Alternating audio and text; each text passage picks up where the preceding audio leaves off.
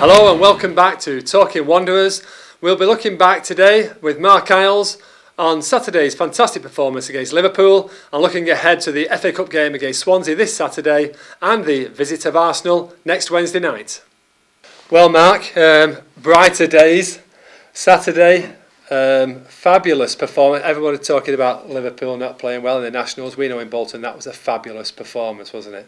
Yeah, I mean, when you look at what's gone before it, and you wonder quite why we're in the position we're in at the minute. But it was tremendous, and if you look at the statistics, Liverpool weren't that far down on what they'd normally produce, but Bolton really did raise the game, and midfield were absolutely superb, ran the show. Steven Gerrard was virtually anonymous.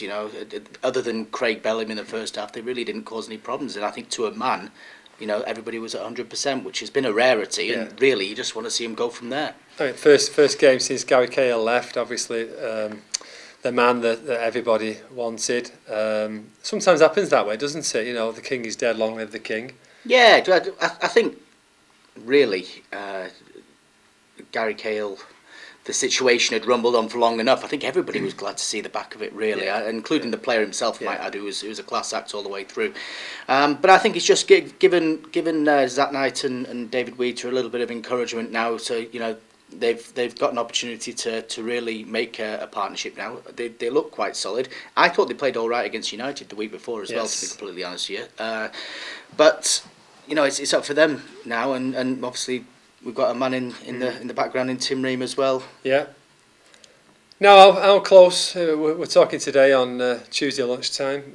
Tim Ream looks like the work permit sorted out. It's coming, isn't it? Yeah. I think it's all done, barring the T's being crossed now. I think probably by Wednesday morning, everybody will have announced it, and I think that it's another interesting deal. I mean, we did it with Stuart Holden, brought him over on very small salary compared to some of the players around, and it's a bit of a gamble because the MLS is far behind in terms of quality, but I think there is definitely players over there that are capable of making an impact in the Premier League, as we've seen with Stuart Holden and Donovan and various other players. Tim Ream's had a fantastic first season at New York Red Bulls, so I'm led to believe. Tailed off a little bit last season, but there's obviously something there that's convinced Owen Coyle. Yeah. Transfer deadline day, Tuesday night. I'm in. Expecting a late night for you too sometimes. Yeah. Any deals any more deals you think on the table? Well, I mean, he's put his lines out there for a good few, to be honest with you. I think we went into it all expecting Tim Ream to be sorted out, so that's obviously the first one chalked up. I think we expect a couple more. He's in the market for an attacking a winger and a striker, and Giovanni Dos Santos has been mentioned from Spurs. That could be a late one.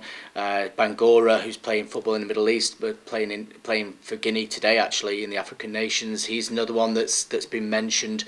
I think the likelihood is that unless one of the previous targets, a Dos Santos or a Junior Hoylett, is still out there as well, if one of those moves on at any, then that's how they'll spend their money.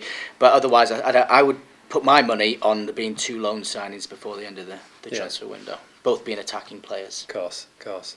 But things are looking brighter, aren't they? I mean, they've had away wins at Blackburn and Everton recently, this great performance on Saturday, improvement at United, and coming up now a footballing team in Swansea.